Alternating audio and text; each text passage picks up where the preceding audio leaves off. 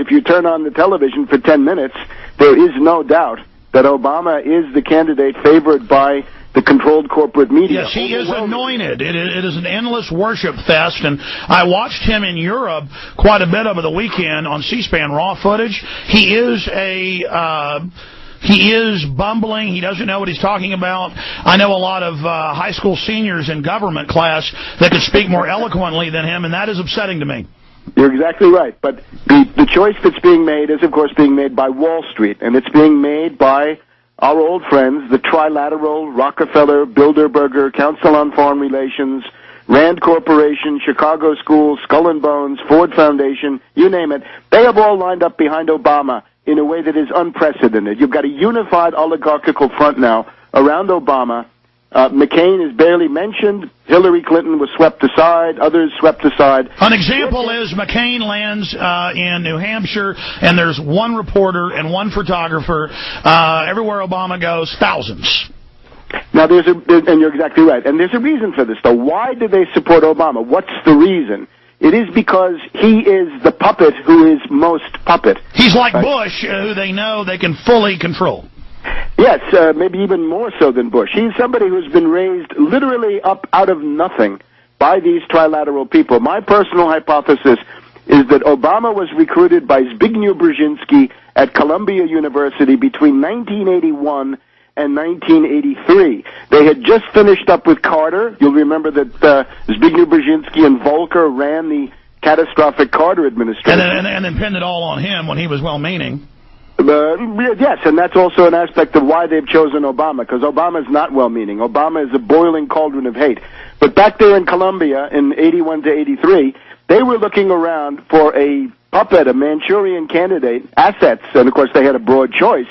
Didn't have to be just Obama. They picked others to deploy into a political upsurge in this country approximately now, 2008, 2010, 2020.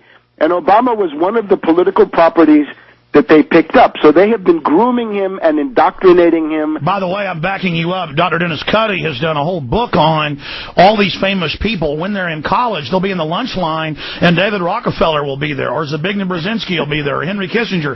They go pick who they want. And that, I think, that is my thesis, is that that's what happened with Obama, and therefore all the wonderful coincidences and magic events of his life are guided by that fine trilateral hand behind the scenes. But now, ultimately, why do they need him today? Basically two things.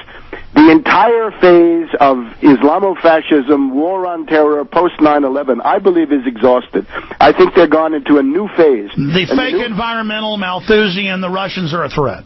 Yes, it's Russia, China, Malthusian, Unabomber kind of stuff, but then it's also human rights, humanitarian concerns, and left cover. We're going from a phase of right-wing cover imperialism to a phase of left-wing cover imperialism. This is why so many of our left liberal friends have not been able to understand this, because they regard all of this as progress. They think that it's something going in the right direction. And, of course, it's not. By the way, the Romans would do this in their different protectorates and new places they'd taken over. They would put a thug in for 5-10 years to murder, kill, stab. Then they would publicly flog him, execute him, apologize, and then rise up somebody from that local area in Germania or Gaul or there in areas of Austria, or it could be in more Asian areas, and then they would raise up a local who on the surface would act like he was friendly to the people, but who would actually intensify taxation and control. Excellent. And in the case of Brzezinski, you can say this is the Hegelian dialectic. This is one of those cases where you can actually see the Hegelian dialectic at work. Brzezinski's teacher is a guy called Carl Friedrichs. And so he has a degree in Hegelian dialectic. Yes, and Friedrichs is a historian. He wrote The Age of the Baroque. He's a historian of the 30 Years' War. As a professor of the Hegelian dialectic. Yeah, and Brzezinski is a student at McGill University with this guy and of course, with others. And essentially what they've said is you can't keep going with the right-wing stuff. You can't do Bush-Cheney neocons. Right now here in Washington, Bush-Cheney neocons are finished. They're out. They have no influence. They're a laughingstock. They're going to jail. They're done. And their policies are out, too, and we could go through that.